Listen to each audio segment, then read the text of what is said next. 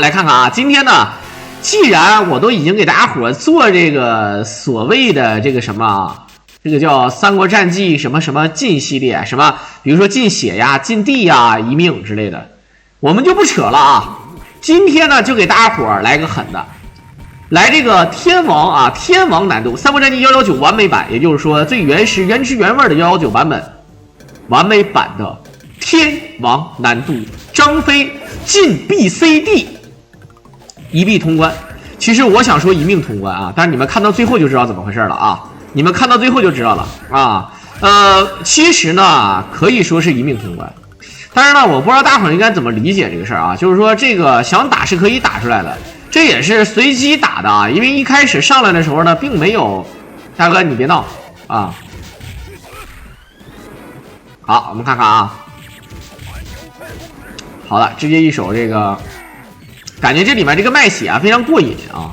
这里面呢进 BCD， 但是呢咱们不进血，所以说张飞这个作为武将啊，你们懂吧啊？张飞这个武将呢啊，他就不一样。这个人啊，我个人感觉呢，就是说对新手特别友好。张飞呢虽然说能吃张灵剑，也能吃，就主要是小宝比较多。然后再有就是很多人说这个进血这个事儿啊，其实进血呢，个人感觉啊，这个是进当中最难的一个。对新手来说呢，这个我个人感觉呢，最难的是什么？我个人感觉对新手来说，进地是最难的。但是呢，对于中手来说呢，进血是最难的。那对于绝顶高手来说呢，进什么最难呢？还是进地，还是进地啊！尤其是你玩诸葛亮进地啊。当然，诸葛亮这个人呢，虽然说攻击力低，但这个人由于太敏捷，所以说不需要血。而白张飞这个人呢，他本身血就多啊。当然，咱们也看到了啊，进 BCD 的这个玩法。我们之前也说了啊，进 BCD 加进血加进必杀这个玩法有没有人能一臂通关呢？我实话实说有，只是呢现在没有这个必要，因为现在吧，你说就是能有这个能力一臂通关的这个人啊，我说一遍啊，是一臂通关啊，有这样的人吗？有，但是呢，你现在让他打，他3次2次5次8次都未必打得出来，他点好可能1次就能打出来，点不好给他50次他未必能打出来啊，这个还是有点难度啊，毕竟咱们说实话，这个。咱们如果不作弊，对吧？什么叫作弊啊？就比如说不 SL， 因为咱们平台在线打的，来自于这个杨军啊，就在线打的。进 BCD 什么意思呢？咱们这里面有个难点啊，大家伙看到了啊，就是说你可以呢，对吧？咱们说不进血，但是进地。但是为什么说进？那你对吧？你进地了，你 C 有什么用？你看宝这个剑有什么用？哎，看宝剑有用，防。这个防御这个东西吧，你说有没有用呢？我告诉你啊，真的是有用，啊，真的是有用。但是由于咱们不进血，所以说进 C 呢啊，这个防，哎，无所谓，大不了咱们对吧？你进了防了，咱们大不了就被砍一刀，我再把血吃回来不就完事了吗？所以说进 BCD 呢，肯定是要比这个进血难啊，但是呢又难不到哪去。我个人感觉像他们这种玩家玩这个游戏。只要进了地了，进不进就是对吧？进地加进血，就光这2项就是最大的项。进 B 进 C 这个事儿呢是附加项。比如说你像这个张飞这个人物呢进 B， 那他就有一个难点，就是很多人说跳不了怎么办？但张飞呢有上下手可以跳，像马超有前手，对吧？赵云有前手，你懂吧？哎，赵云有前手，这个就不一样。然后呢，这个跳呢也有很多的技能，比如说张飞一个非常神奇的招式啊，跳正摇手，什么对吧？有的地方跳起来可能更好一点，但是其实进 B 进 C 好像对，就是仔细一想又不大，主要进 BCD 联合到一块儿啊就比较恶心。而这个血方面呢，咱们可以看到啊，就是说虽然说呢咱们挨揍啊，这个受伤的挨揍呢比较疼，但是同时也加气儿。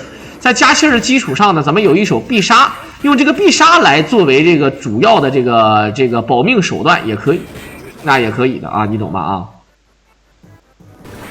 好，来看看嫂嫂啊，嫂嫂，1、2、3，郎老板好久不见，好久不见。但是呢，我并不是理发了，严格来讲呢，我是已经理了，都已经4、5天了啊，我都已经5、6天了。啊，他选择用这个蛮牛式起手，他这个蛮牛式很多人说是什么蛮牛式啊？他怎么能直接把人顶倒呢？这个蛮牛式是下手，前手也是往前挺的蛮牛式，下手也是蛮牛式，这两个蛮牛式是不一样的。蛮牛式可以把人顶倒，而且是瞬发，可以作为取消连招，这也是一个小技巧啊，可以看到啊，可以瞬间把兵打倒，把这个技能打倒。不是小小黑打的，是杨君君。但是其实这里面啊，很多人看到了啊，他呢虽然说呢，并不是说有些地方他就是特意费血，你比如说像这个，真的是特意费的血啊。这里面跟大家伙讲一下，没有说这个，没有说那个，好像这个我狼替他辩解。其实你们也知道啊，就是还剩72秒，他想归真的可以不费血，后面的可能难一点，但他前面真的是他想不费血，真可以不费血。他就是因为他不进血，只是进了 BCD， 所以说前面对于他们这种选手来说没什么难度。在没什么难度的基础上，那对吧？反正你砍我，我也加气儿无所了，对吧？但是这个气儿呢也没啥用，他攒了这么多气儿，打马他也不用，对吧？你打那个夏侯渊，你用不用谁知道呢？对不对？好，我这是多汁儿啊！我这说实话，我这吃这个82年的大杏啊，俄罗斯大杏，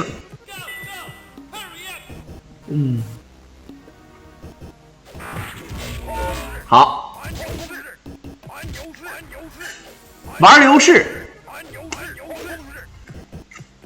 不是，现在真有5进的话，进 BCD， 进血进气儿，这个就是正儿八经的5进啊。进 BCD 进血进气儿，如果是6进的话，进跑只能走；7进的话呢是只能单 A， 啊，只能单 A。8进的话呢是不仅只能单 A， 而且只能 A 第一下，是吧？最难的应该就是这个了，你再想不出来了啊！进 BCD， 进血进气儿，也就是说进必杀。然后呢，再进的单 A 只能第一下，这算2个进啊。然后呢，再就是跑。这个玩法呢，目前呢来自于这个绿蓝的 TAS 诸葛亮，全程只用走，只用 A 就能就无伤通关啊，就能无伤通关，就这么烂。你说不可能？你说他小狼那是外挂？对不起。他比外挂要狠，因为他确实没有作弊。为什么没有作弊呢？咱们看什么叫作弊。上来给他调24级，然后上来给他调成这个4件属性，这种风云再起的玩法作弊。像貂蝉3国战119，貂蝉单人秒20，那4个 BOSS 秒不了，用专属的特殊道具可以调出来这个道具。说白了，这叫什么？叫作弊。而这个 TAS 像这个诸葛亮全程只用单 A， 而且只用单 A 第一点，而且不能跑，什么都进了，只能走着 A 一下。这种情况下都能无伤一命通关啊！你就想都不要想啊！不知道大伙能不能理解我说的，大概就是这个意思啊。好，你看，只要有一手大腿啊，哎，他居然在这夜叉探海，太龟了，太龟了！这样的话，这张飞你要知道啊，这么多血呢。那个小变色龙，怕龙，玩流士，我操，玩流士，我真是太狠。好，走喽！就感觉张飞这兜里面包子非常多，这白张飞还好点，吃的是白色的正的，对吧？这个薄皮大馅18个褶的白包子。那么张飞吃的是红色的包子，不知道以为吃什么呢啊？不知道以为吃个山竹，咱不知道说山竹还是什么啊？还是什么那个82年的俄罗斯大李子，对吧？这个咱不知道。咱也不敢问。夜叉探海，白象方便面，这白象方便面最狠啊！张飞这手前手呢，其实用处不大，我感觉很少有人这么玩。我记得小的时候用这个张飞，尤其是选腹肌的时候，张飞打那个许褚，可以1、2、3、4前手，许褚从空中直接落下来，然后再继续连。因为你是腹肌啊，所以说许褚第一时间不打你啊，所以说你懂的，对不对？非常的赖啊！玩流士，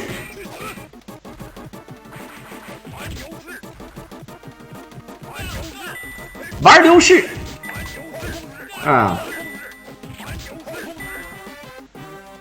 黑布林，我这不是大姓，我这是俄罗斯大姓啊。还有一个82年的俄罗斯大哥，有点东西。好，反正挨打是无所谓的，你就可以把它想象成为一个张飞，对吧？全程没有后勤补给，到敌方偷粮食去了，对吧？他也只能偷粮食，什么也偷不着，就这个情况啊。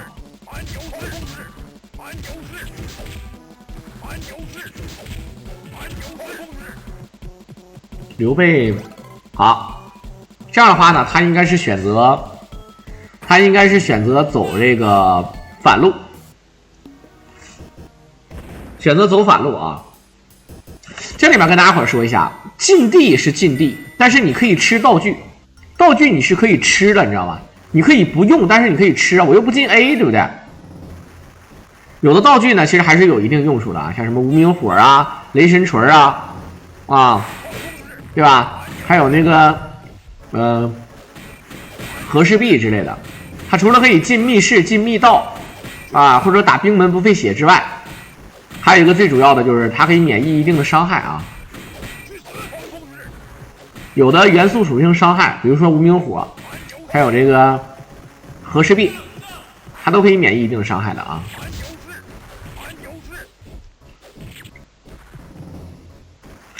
他不吃道具怎么打黄盖呀？不，黄盖不是公认的最好打的手底 BOSS 之一吗？黄盖是可以那个什么的。哎呦我操！我跟大家伙说，黄盖是可以卡兵的，黄盖是可以卡兵的。他不那个黄盖不叫卡兵，它叫拖兵。张辽可以卡兵。你看啊，孙基卡不了兵。然后呢？这个吕蒙卡不了兵，貂蝉没有兵，就不说了啊，对不对？黄盖能拖兵，你看这个夏侯渊也能卡兵，没有小道具啊，不能第一时间把这个小刀兵打死。好，1、2、3升级，拖回来啊，拖回来，从上面走。哎，来了，顶回来，前锁后前手。恶虎扑羊，追地狂风式，恶虎扑羊，追地狂风式，还有一追，这就感觉这一下，就这一套连招，半管血没了，快啊！能拖兵，对吧？1、2、3、4后前手，哎，这个前手打的有点慢了，只要能拖兵啊，这个 BOSS 忍住，哎，等他发无名小卒。狂风式，前走狂风式，哎，又没 A 着这一点，不过无所啊，这都小事儿。让他练无名小卒，再练无名小卒，可以。1、2、3、4后前手，前锁后前手，恶虎扑羊。他第一时间起身啊，没有打到关键兵，他不会重置这个追地的。无名小卒，啊，就这么简单。你看他玩是不是可简单了？你看他们玩是不是可简单了？因为他把兵拖住了，没有这个兵，这个夏侯渊就 KY 渊，他再牛逼，他也就是一个不会走路的鸡巴大树，是不是？当当当当当当当当当当，不是这样的，我刚才我就回来了，我把这个视频停下来了，然后我现在是直播的啊。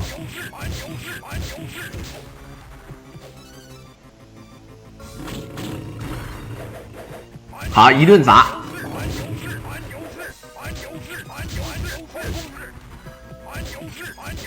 把你优质，玩优质，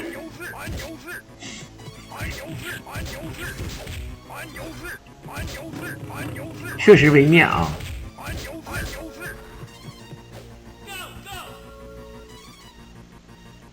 这张飞肌肉是有点东西，看。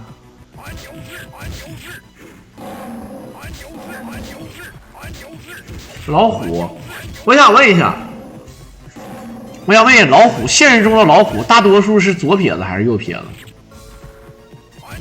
我不知道，我问一下啊，我只是问一下，没别意思。说这个人为什么大多数人都是右撇子？为啥呀？兄弟们，因为心脏是在左边是吗？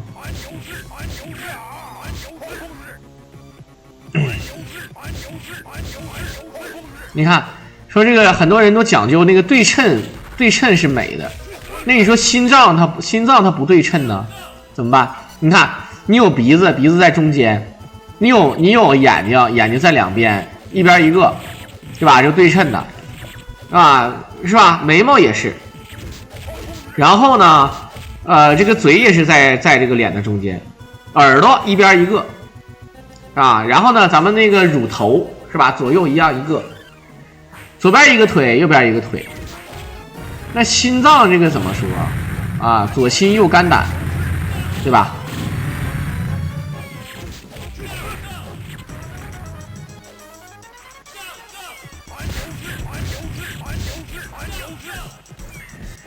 定，这个很多人怎么愿意反推呢？这个充分不必要条件啊。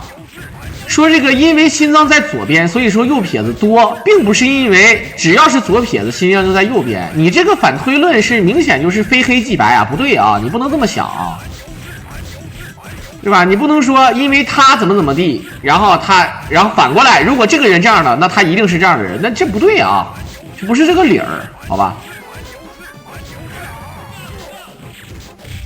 好，他在这里一个劲儿的刷分，他已经11级了啊！这张飞，你懂的。张飞这个人，操，对吧？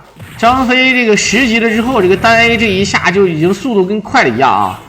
带了2个狂风戒指加一个狂风项链，武器还攻击力、攻击速度加1，你想就这，泰森的弟弟叫泰赖了，对吧？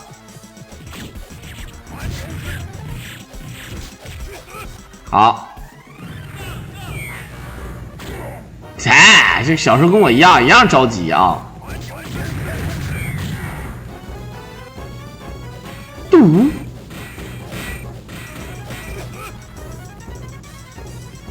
感觉这撇子能把脑浆子一下撇出来，脑浆子什么鬼啊？哎，这恶虎飞镖能打2点。张飞拆这个栅栏只需要2下。好，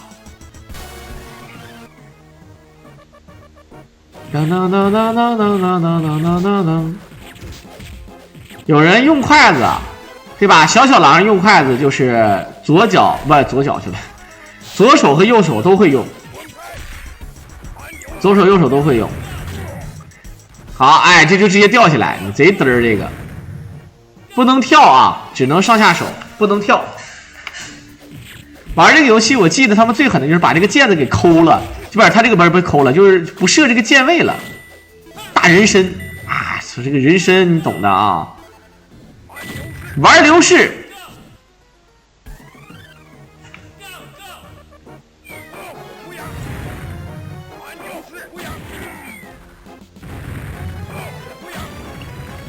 其实啊，说什么撇子都不重要。就现在你们现在训练，左手拿筷子，照样可以训练的。没几天啊，就是那啥。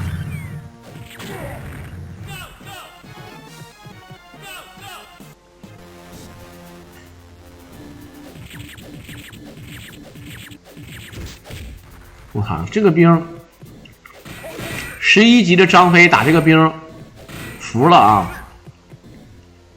要打6下才能打死。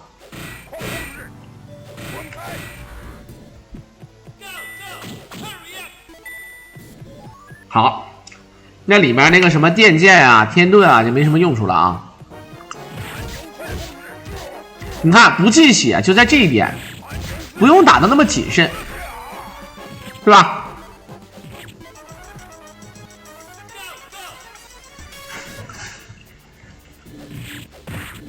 好，你们说，你们认为就是进 BCD 难还是进血难？我认为是进 BCD 难。进血比进地难，但是呢，进 BCD 比进血难，但是难一点点，难不了多少，我是这么认为的。当然啊，也分人物，比如说你像张飞，可能进 BCD， 可能张飞进 BCD 和进血来看，我个人感觉差不多啊，但是你要别人的话就不一定了。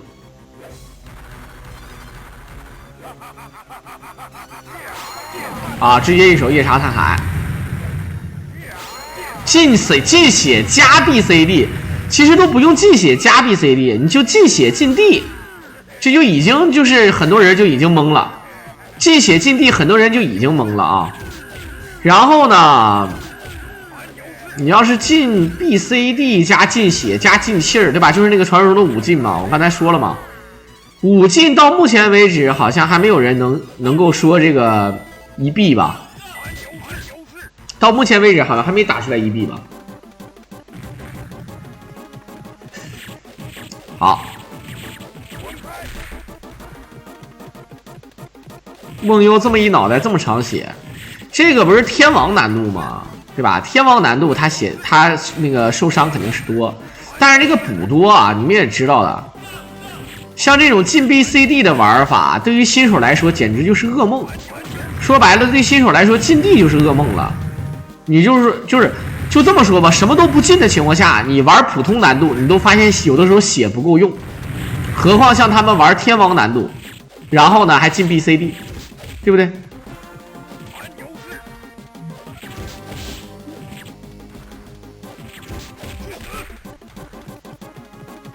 好。吴志辉5进1命诸葛，别闹了，别闹了！你5进选诸葛的人都是扯犊子，好吧？你都5进了，你还选诸葛亮，你不等于他妈对吧？你跟曹操干不等于跟电干，对吧？诸葛亮5进，我操，那是纯疯了，我跟你讲。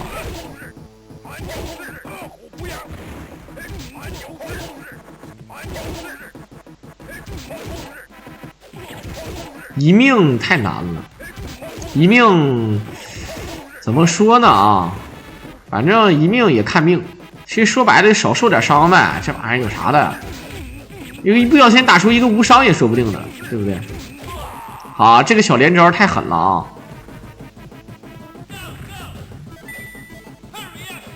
好。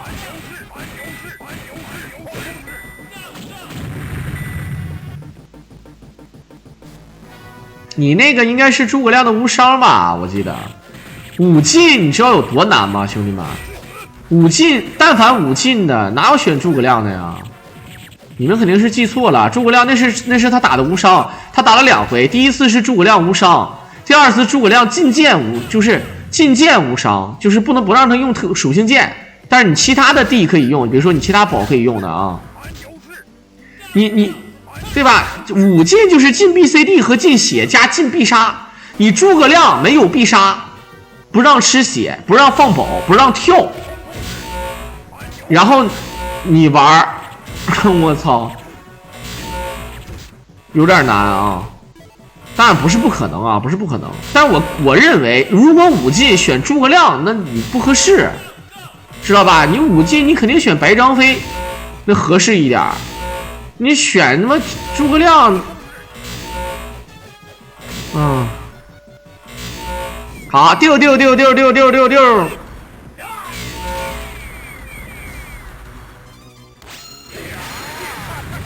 好，我操，这时候写啥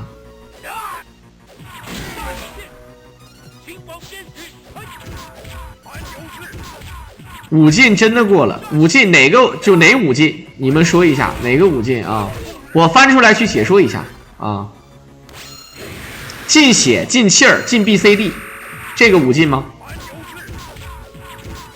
如果是这个5进，他能打出1币通关，那这已经是高手中的高手啊！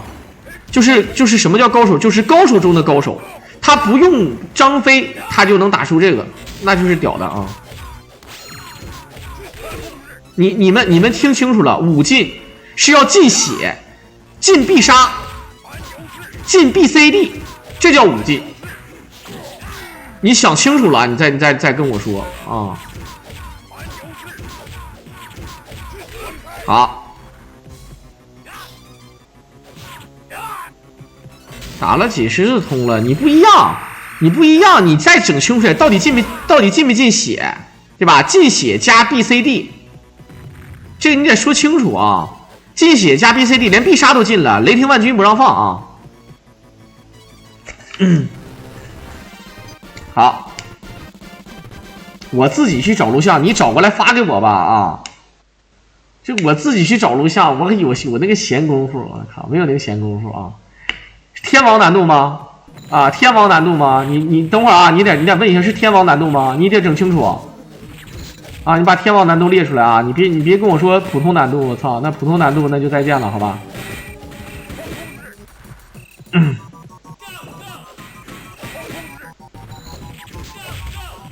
对你帮我找啊！没有，我不是装逼啊，我不是说那个不相信，我是觉得不可思议。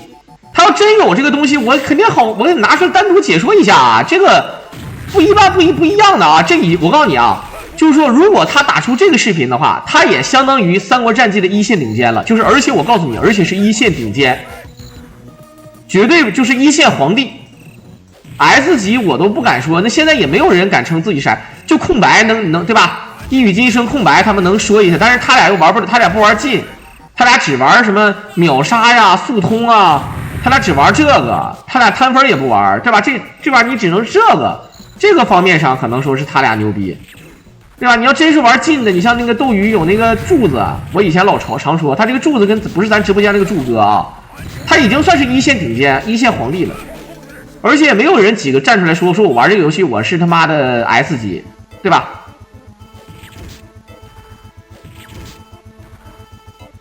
好，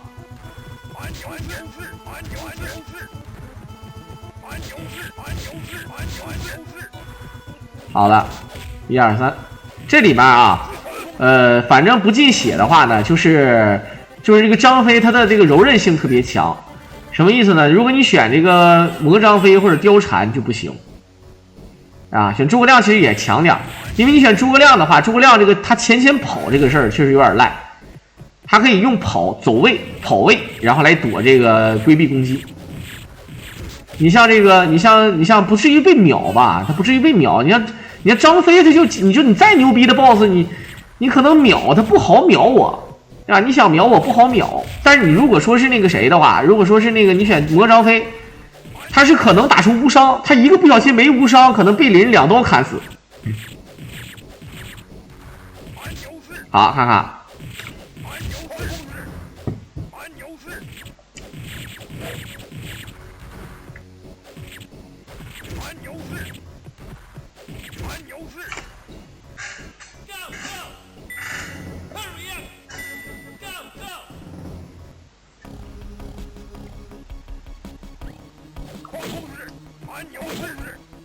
好，他选择走这个貂蝉路线了，要走貂蝉。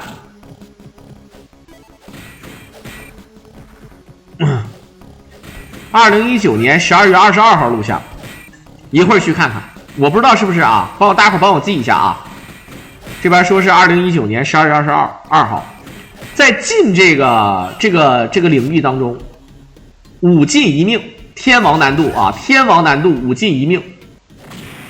这个一线顶尖就相当于什么呢？相当于97河池那个位置，相当于97河池那个技术了，就在近这个方面上啊。但你如果说是什么秒杀什么的，我估计灰肯定是不会，因为他不会套路啊，秒杀呀、速通啊，这都是需要套路的，需要丰富的这个知识啊，一些理念。练的话可不是说1次2次就能打出来的啊。不一次2次了，100次200次都打不出来啊！当然呢，如果有人给他写一个方案，他可以练，我估计几十次可以挑战一下，比如说啊，魔张飞30分钟内通关可以挑战啊，这有机会啊，毕竟是有机会的啊。那个沙摩柯那个不要慌，什么沙摩柯呀、司马懿，很多人说不让跳怎么办，什么的啊，就没可以躲，怎么躲？就你跑和走都能躲，就是这2个必杀真的是可以躲。你们可能误会了，你们觉得可能躲不了，但事实上是能躲的啊。好，现在是什么啊？你就是你得让灰灰，我的概念是啥呢？我这里面我不太清楚啊，有没有专业人士啊？就咱这直播间里肯定有，我估计有专业的。现在呢是这样的，咱们玩拳皇97呢，对吧？绝大多数都是对吧？95%以上的人吧，大概都是玩约战了，因为 LC 黄了。这个游具呢，说句实话，确实是啊，这个格斗的这个节奏可能是确实不太好，就玩的人少，我也不是对吧？但是这个玩闯关，我个人觉得现在除了那个畅玩是新的，对吧？然后呢，这个约战呢是仗着这个，就其实他还是说那个格斗的多，然后正好也就一起玩了，对吧？正好也就一起玩了，所以说玩约战的我知道。然后呢，再就是闯关游戏还目前为止啊，还是对吧？游具的这个玩家多。这个就天王难度，我有点采访一下，有没有懂的？就是这个游具的这个天王难度跟约战的这个天王难度，或者说游具的这个版本和约战的版本是不是不一样的？我听说约战那个版本，诸葛亮啊，不是说错了啊，就是不是诸葛亮啊，就是可以单人进洞，可以进那个火箭那个洞，好像是不一样。所以在这里面，我也不知道该怎么解释。我就是说这两个版本是不是不一样啊？我操！他如果不一样的话，你就得让他来这个游具来玩一玩啊。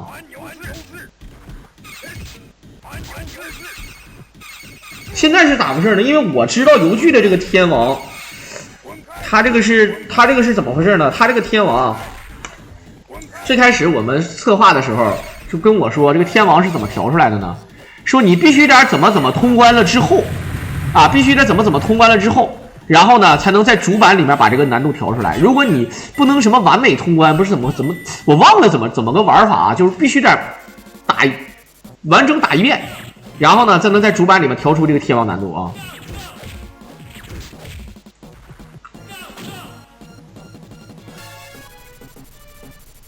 不是，很多人说只是改了进洞，不对的，不对的啊。就是这里面我跟大伙说一下啊，就是同样是119，你像游具的版本，你看正下方我写着《三国战记119完美版》，其实游具有官方的正版，只不过呢你玩不着，它得是自定义游戏。说白了我不知道大家伙能不能理解啊？因为这个版权呢，现在呢是在人家那个 QQ 游戏里，就是腾讯，但是呢腾讯呢也没有一竿子把这帮平台拍死，就说呢。我真正的正版你不让用，我不让你用，对吧？我只能让你改个名，就是反正你总之就是不让你用。但是呢，你像这个完美版，它也是近2年才出来的。现在所有人玩，就所有的大神啊，就包括那些那个以前玩那个秒杀的，他也不玩原版了，因为原版吧，是不是还难调？然后很多人呢下载不到原版的这个 ROM， 就他这个游戏的这个包。很多玩家呢想要看，他想要看你的录像，他看不了，他怎么看不了呢？他想看你这个录像，他就得下载这个 ROM， 这个 ROM 呢不让在线下载，你只能从那个网盘上下载，然后扔到那个文件夹里。我这么说吧，因为我了解啊，我就跟大伙说一下，现在出了这个完美版之后呢，说是这个相当于无限接近1:1的复刻，无限接近1:1的复刻，他单人进不了洞，是吧？是这个除了这个进洞呢，你还有就包括 AI。包括这个游戏设定，就是它这个意思。但你如果说是这里面，但我不是说非得找个借口，好像觉得这个不承认一样啊。我就问一下啊，只是单纯的问一下，如果说这两个版本不一样，可以试试这个版本怎么样啊？这版本不一样也确实可以理解，就包括很多人可能细微上的差距是不一样的啊。好，再来。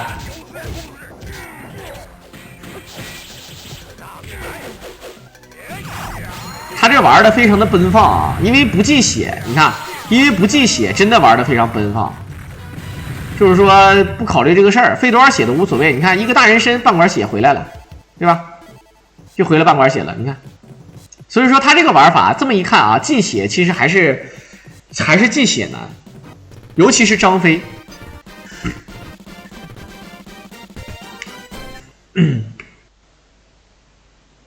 不是，这里面咱们大伙儿不要那个，我提出这个概念啊，就在这里啊，因为我希望灰灰，对吧？他能够这个发展起来，因为啥呢啊？这个一个人对吧？擅长很多领域是很正常的事儿，而且灰灰包括利用这个《三国战记》，它可以赚钱啊，对吧？对吧？这个对于他创收，而且我也能解说，我操，这是好事儿啊！但是呢，我就是站出来就我作为一个解说的这个这么多年啊，就是我站出来说一句，就是你们可能不知道，97是有2个官方正版游戏，但这2个97是不一样的，你们可能不知道。就这个97，就拳皇97，你们说小狼不对呀、啊，97不就一个版本？你说那个什么风云再起吗？我说对不起，就是正儿八经正版官方97这个 ROM 就是官方正版发布，它有2个版，有2个版不一样的。但是具体它有什么不一样呢？可能就比如说你像，这就是说很多人说有人说，哎，这个网站它第一啊，它除了那个 ROM 不一样之外，它还有它的那个初始模拟器不一样。你像那个有的人模拟器，比如说我们单机用的模拟器，最多的模拟器是什么？用的最多的是 KW 模拟器，就是 K 模拟器，就是那个绿色那个。咱们一打开有什么，对吧？调好键的金手指，我常玩那个拳皇97 16级那个电脑那个，就是那个模拟器。还有一种模拟器是 M 模拟器，还有一个是 F 模拟器。就是你们就是可能你不专业，可能咱们大伙不知道的话无所谓啊。你不知道的话，你无所谓。但是这3个模拟器，它模拟出来的这个环境和它的游戏的节奏和速度，它真的不一样。然后呢，再有就是它 ROM 不一样，有的时候会搞。比如说这个 ROM 它改动了，它把这个 ROM 给改了，有一些东西会改。那改的话，这个也会有一定的这个差距。但是这咱也不知道，对吧？咱也不知道，咱也不是这个游戏改版的作者啊，这没法说。好。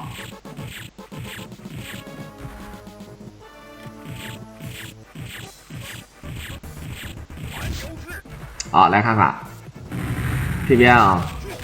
当然，这个我们刚才这个大伙儿帮我记一下，然后能找到的啊，就是确实啊，把那个录像找出来。但是呢，有时候录像是不是会定期清理？如果录像找出来的话，咱们去看一下啊。但是我可能会听到他一直在抖算，是吧？这个感觉这个抖算这个他妈的，操，这挺嘚儿的啊！人抖算。但玩97抖算，玩三国战记不知道是不是抖算？你玩三国战记是不是会抖算的？我不知道啊。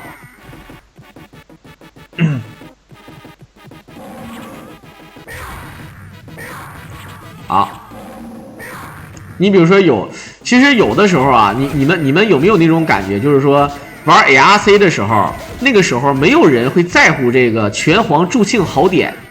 没有人在乎这个拳皇助庆好点这个地图卡不卡，就那个时候，其实我告诉你也卡，但是没有现在这么致命，就也卡，但是没这么致命。大家伙有没有印象？就在 ARC 玩的时候，游剧就不说了啊。到约战玩的时候，逐渐意识到他妈的这个拳皇助庆好点是真尼玛卡，而且他在街机比赛当中也很少有人站出来说这个拳皇助庆好点的问题。而且这个问题呢，它并是卡，就是以前也有卡，但是没有像现在这么致命。现在这个约战，你看它这个拳皇助庆好点，有的时候它真的有那么半秒钟会突然卡到让你受不了。就我是眼睛看是这么看，我不知道该怎么解释这个事儿啊。就咱们探讨这个问题，咱也不犟不啥的，就是我只是提出来我的看法，我也不知道大伙能不能理解。所以说，对于各方面的这个东西，我要跟大伙讲的啊。对不对？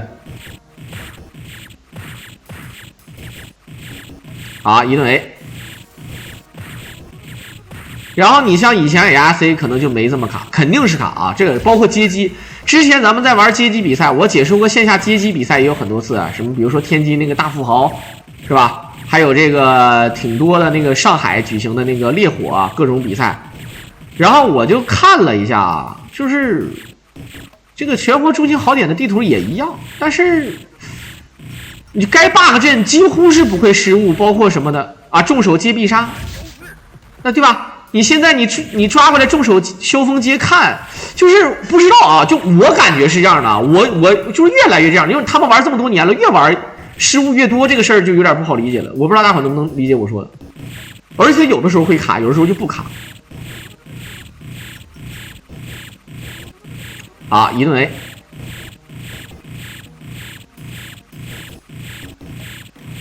对，这个规则难度当然小了。这个规则如果加上一手进血的话，就有点难了啊。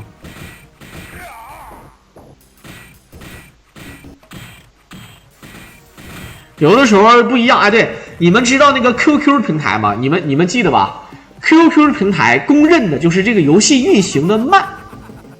它不是它这个慢不是说跟街机的速度一样，说别的平台快，然后它跟街机一样，它的慢是不好是吗？它不是，它是比正常的街机还要慢。就那个 QQ 平台，我解说 QQ 平台的风云再起，我就发现那个 QQ 平台风云再起就是慢。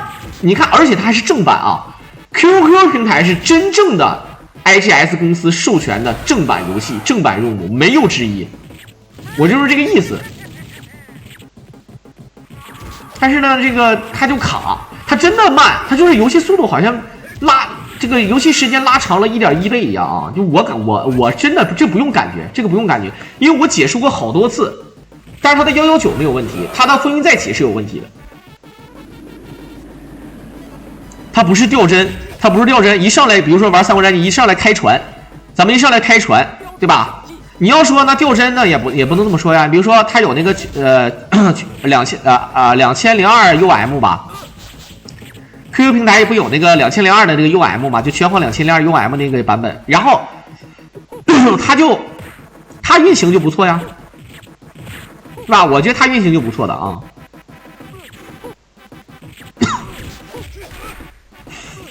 它那个是上下手饿虎扑羊，并不是跳。我嗓子呛着了。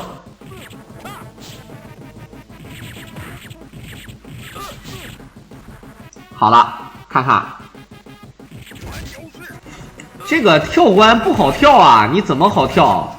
你在不用那个隐身衣的情况下，然后你打这个陆逊，然后加沙摩科，加上这些这个刀盾兵，然后你想要他妈的你想要跳关，你有点过分了啊！这个要求。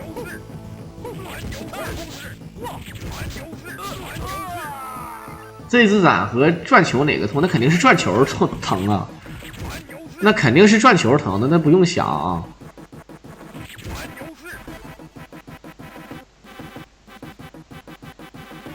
好，下得慢，看招完了，捂嗓子了啊！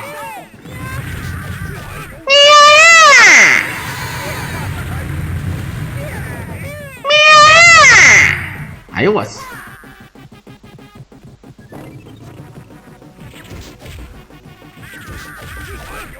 好，玩流士。这往常这一到尼亚亚的时候都是免费的啊，你们都是白嫖怪，好吧？对吧？以往他妈的，我记得前年的时候，我好了2点必杀，看这个必杀2点血啊，一个必杀打好能打2点，他那个丈八神猫从空中落下来也能打着人了。我操，还得是我葡萄哥，我们葡萄哥对吧？脸薄，我这对吧？一明示，我这一个明示，葡萄哥脸薄，一手5连半。哈哈哈！我跟你说啊，这叫什么？这个叫会哭的小狼有奶喝。好，这个夜叉探海放好了，这一下能打他妈的左慈1/10血啊！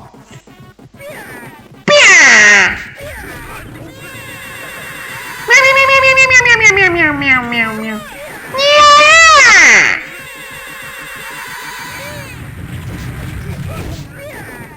都是火系技能，张飞这个不是火系啊，张飞这是爆属性，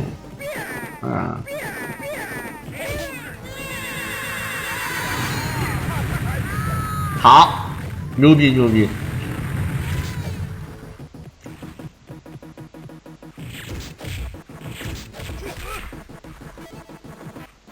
你一个倒转昆仑最多能打左慈多少下？就不算那个秒杀那个升级爆气那个不算啊，咱就说正常的。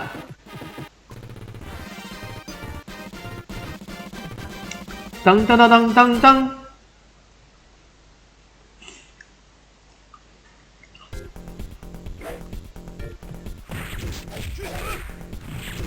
，4下是吗？啊，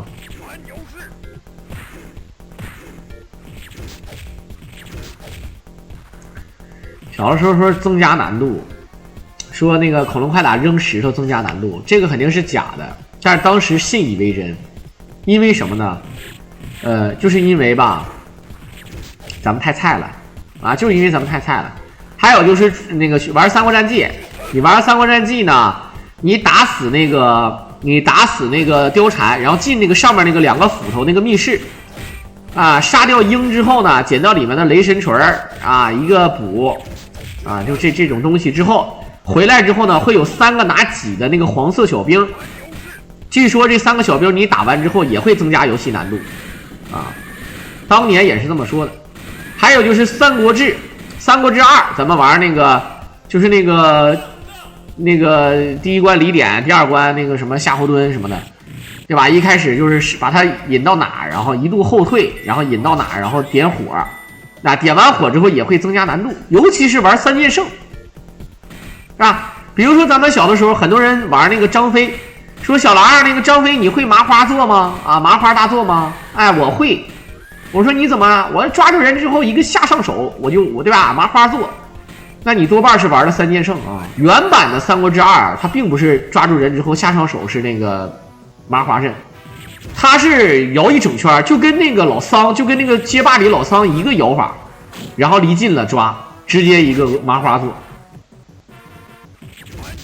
所以实战当中挺难的。而这个《三国志》里面抓住人之后下上手就是麻花做，就是那个3剑圣。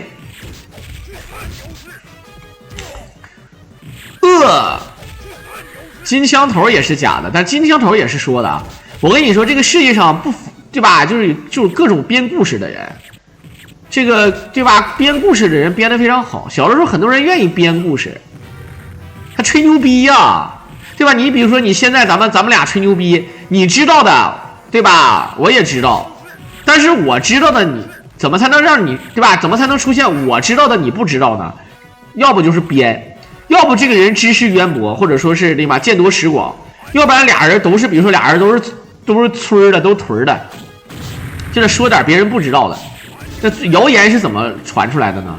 就得说你不知道的，无论这个东西是真的是假的，是好的是孬的。就比如说我说这个事儿，你不知道吧？哎，我知道啊，怎么样？说想当年诸葛亮有一把木剑，这个是怎么传出来的呢？这个木剑有没有呢？在《三国战记》原版里面，你无论你怎么打，也打不出这个所谓的这个木头这个剑。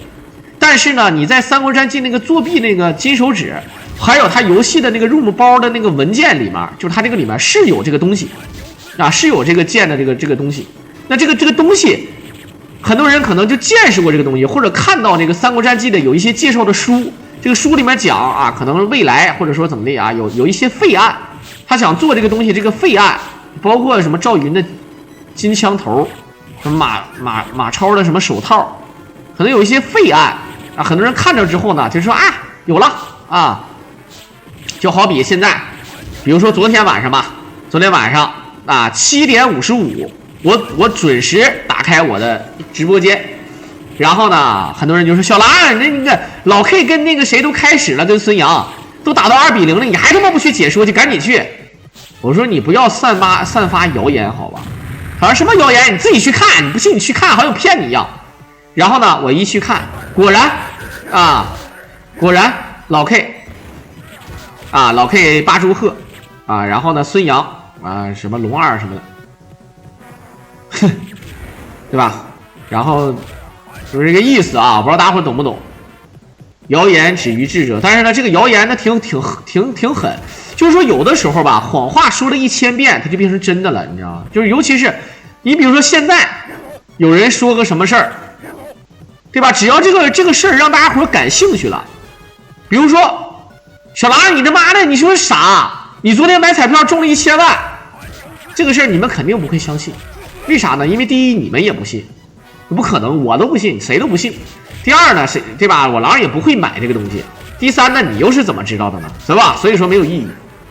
但是你要说小狼，对吧？你那个小狼，你媳妇儿对吧？这个做头发去了啊。你媳妇儿跑到那个隔壁那个王叔叔去，我操！这事儿这你们就感兴趣了，啊，你们就直接就，对吧？感兴趣了，知道吧？啊，就这个意思，就是啊。好，这王平刚从那个巴西踢完足球回来啊，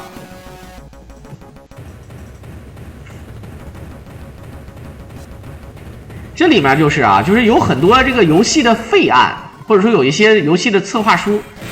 当然，他制作的过程当中呢，他发现这个版本发售啊就已经可以了，他着急赶紧卖钱。卖完钱之后呢，这个团队的主创人员呢，可能就跑到别的项目组去了，就不研究这个了，对吧？那这个案就废了，这个废案就没啥说的了，对吧？就好比你从小玩的《三国战记》都是《三国战记》，这个都是《三国战记》那个115，然后你玩完之后，有一天你跑到挺远的一个城市。发现他玩119，你看起来没什么区别，你就发现不太对劲儿。哎，你们这里面这个血管，为什么你们那个血管是绿色跟红色的？我那个血管是黄色跟红色的，但是这玩游戏都一样啊，游戏都一样。哎，你们这玩的真傻逼！你们不会刻度，你们不会那个无限刻书、无限刻宝吗？哎，我操！我来教你来那个捡一个圣火令啊！我插一嘴啊，这个圣火令呢，其实就是那个。就祝融令啊，他这就是很多人小时候喜欢圣火令，对吧？哎，那个你现在就开始捡箭筒，你捡那个箭筒，然后捡那个雷，你听我的，然后我给你调无数9葫芦啊。然后等到他调的时候，他发现，哎，我操，哎，不对呀，这个，哎，不是那么回事啊。哎，你这个张飞怎么是红色？你选这个张飞怎么就这么点血啊？你这啥版？你盗版吧？你这是什么破游戏啊？对不对啊？哎呀，你这个东西就是没法说，对不对？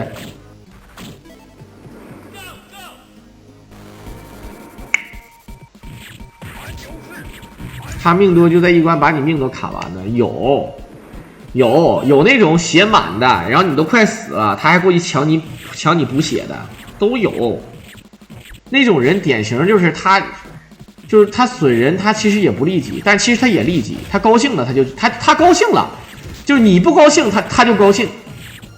要不说有很多人愿意内斗啊，有很多人愿意内斗啊，甚至是对吧？你那个你像那个日军侵华，还有一些人当汉奸啊，有一些没办法的当汉奸的，咱说为了保命也能理解，但有的人就是为了荣华富贵当汉奸的那种，你怎么说啊？就是狗懒子，对吧？是吧？虽然说当汉奸的人都不值得被原谅，但是呢，有的人他妈的刀架脖子上，你要搁咱说难听点，是不是？咱要不然慷慨就义，但是你家孩子怎么办？啊，你怎么办？老妈怎么办？自古忠孝不能两全，有的时候咱不能拿道德去完整的道德去批判这个事儿。但是呢，你他妈为了荣华富贵，但是有这种人，哎，我跟隔壁的那个对吧老李有仇，对吧？这个老李呢？哎，他搁那儿抠抠搜搜的，往常的欺负我。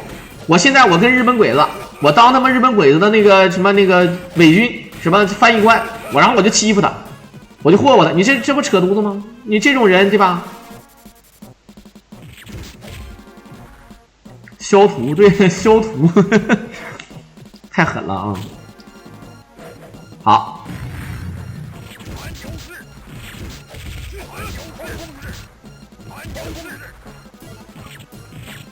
好，我们看看现在啊，一顿呆。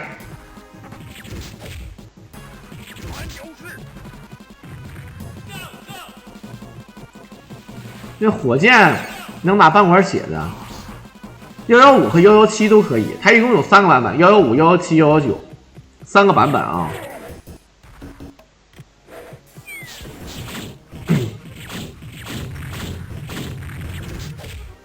你们别扯了。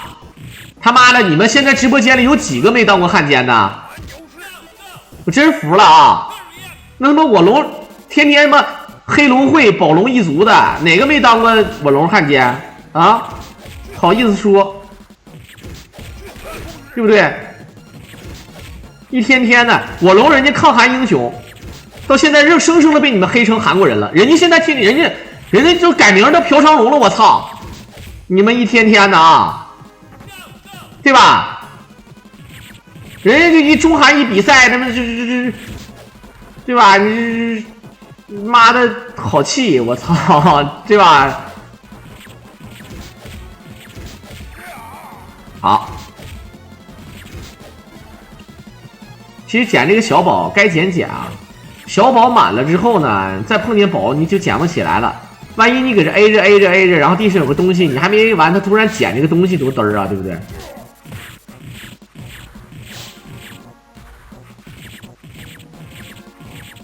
好，热虎乌鸦子。我玩对呀、我玩那个隐形守护者，那里面那个消图，消图还好，正图是最狠的啊！哇，正图这个怎么说呢？消图还好点，正图太屌了啊！玩流士，魔张飞和白黄忠。也不是啊，我跟你讲，119里面的诸葛亮，你可以前前左，不是诸葛亮，其他人都可以，就是你前前左，然后 A 一下，可以立马转身再前前左 A 一下，就这个连招，你可以只能在119里面用。如果你用115，你前前左转身转不了，你们试一下，你们试一下啊。对，它是有雷神锤的，这里面禁 BCD 它走的雷道。禁 BCD 呢，它可以吃雷神锤啊，它又不放，它也不看宝，它这吃了就行。雷神锤呢，可以直接进雷道的啊，我又没有允许不让我吃的，对不对？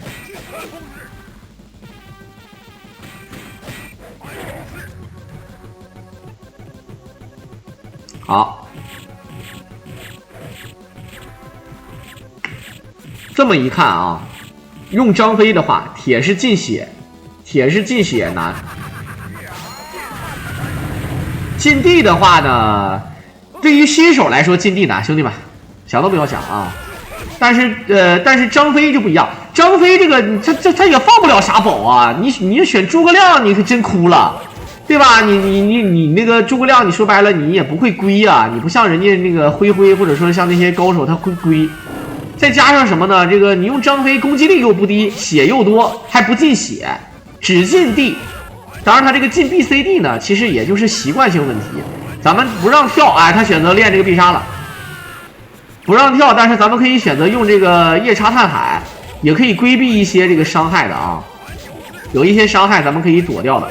好，可以看到一顿小尾连，啊，一顿小尾连，哎呀，没追好。恶虎，你看这招是可以跑的，看不看见？斜着一跑。其实不用斜着跑，直着跑的位置好也可以躲的，你得跑的准啊。很多人说那我一直跑也不行啊，那一直跑还真未必，就他那个节奏你得掌握好，就他左一步右一步那个节奏掌握好。反正刚才你看没看见？不需要恶虎扑狼，也不需要夜叉探海，他那个一哈哈哈哈哈直接就过了啊！你看没看见？就直接能躲他那个地波地炮，就是赖啊！好，你看这个版本上来给你2个铁甲兵，我他妈天王难度，我操，对吧？有的版本就你单人玩，就只有曹操一个人，对吧？哪怕你选天王难度也是。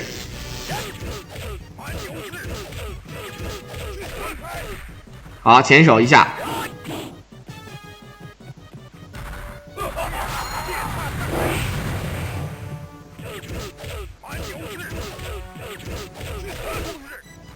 好，那个不叫无限连，那个叫尾连，它抻屏幕啊，看没看见？抻屏幕有什么好处啊？抻屏幕就是它打8瓣的时候啊，咱们可以抻屏幕不让它出8瓣。8瓣呢，虽然说呢也可以防，但是咱们进 C 了，所以说不让防。好的，铁甲兵，铁甲兵，你看这有一个铁甲兵就恶心了，这铁甲兵很恶心的啊。好，又一个大劈，你看，其实他这个挺背，他想抢招，他这个他没归，你知道吧？他其实应该归的，他想跟曹操抢招，啊，来，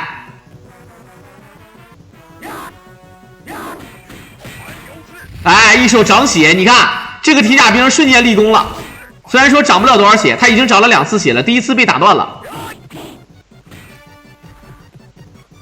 哎，又来一次，但一共只能长3次啊，一共只能长3次。哎，你看这一个顶，傻了吧？好，这次抢招成功了，前左1 2 3 1 2 3 4后前手。好，再来，可以再来，耶，没死啊，直接追地。怎么说啊？很多人说小狼，你这不是一命通关吗？你为什么忽悠我啊？其实我就给你们留个悬念啊，因为我早就知道这个视频是这样的，我都看完截图了。但这里面呢，我想说一句啊，为什么说是一币挑战呢？他发公告的时候呢，显示一币挑战，但是这手一命呢，我感觉啊还是有点简单了。对于像他这种高手呢，这个玩法真的不难。你这个单挑曹操，就算有一个铁甲兵又能怎么样？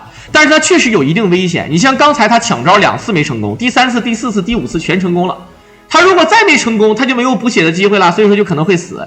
再加上呢，这个曹操只放了1次4面斩，没有放所谓的8面斩。很多人说，那他这个吧，他跑位了，可以让他不放。这就是说，如果他有一点小失误，跑位失误了，比如说铁甲兵逼迫他走位失误，他不小心 A 铁甲兵的时候 A 到了曹操，曹操立马一个反击，这样的话有可能会出那个威风8面斩啊，其实叫6面斩，这样的话他就会死。但是最终的挑战一命成功，在片尾的最后呢，也是感谢我们这位高手啊，给大家伙经过测试，我觉得比进血，我个人感觉跟进血差不多，我感觉还是进血比进地要难。进血比进地难，但是进 BCD 的话跟进血差不多。